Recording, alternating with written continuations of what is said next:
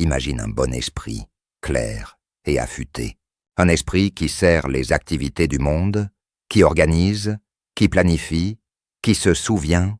Mais tu n'es pas cet esprit. Tu es en position de témoin. Tu assistes l'esprit et le souffle vital. Tu les observes fonctionner. Cette compréhension doit mûrir progressivement en toi. Ton corps a des membres, des mains, des pieds, comme des outils pour agir. L'esprit, lui, aide à coordonner ses actions, à absorber des impressions, à donner une cohérence apparente à ta vie. Mais ni l'esprit, ni le souffle vital n'ont de forme ou de dessin défini. Dans ce corps, il y a déjà présent un principe auto-accompli, le simple sentiment « je suis ». Ce « je suis » est le témoin de l'esprit et du corps. Il n'est ni l'esprit, ni le corps, ni le souffle vital.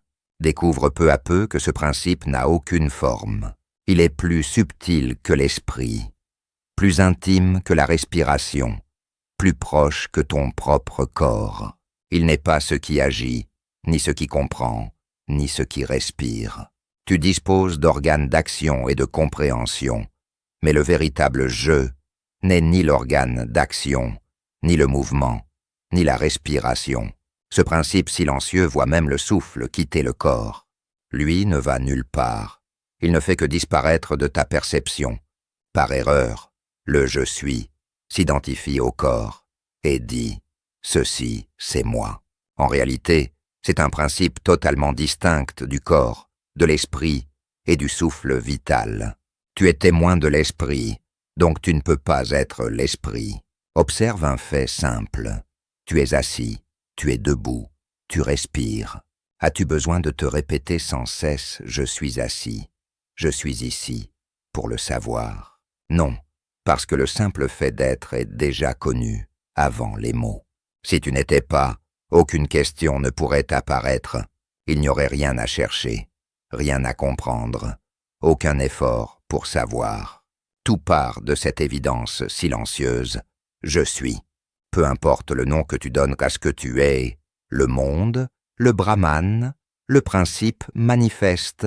Ce qui compte, c'est de voir que ce n'est pas personnel, pas limité à un corps. Alors, tu verras clairement que ce n'est pas toi qui meurs, mais seulement le souffle vital qui cesse. En cet instant même, tu es ce principe manifeste de Brahman. Souviens-t'en sans cesse. C'est aussi cela, se souvenir de Maharaj. Si tu veux vraiment te souvenir de moi, ne t'accroche pas à ma forme, ni à mon souffle. Rappelle-toi plutôt que tu n'es pas la forme, pas le souffle vital, mais le Brahman manifeste, sans forme. Cette connaissance est suffisante. Si tu t'y tiens, elle te conduira plus loin, au-delà de toute peur et de toute séparation.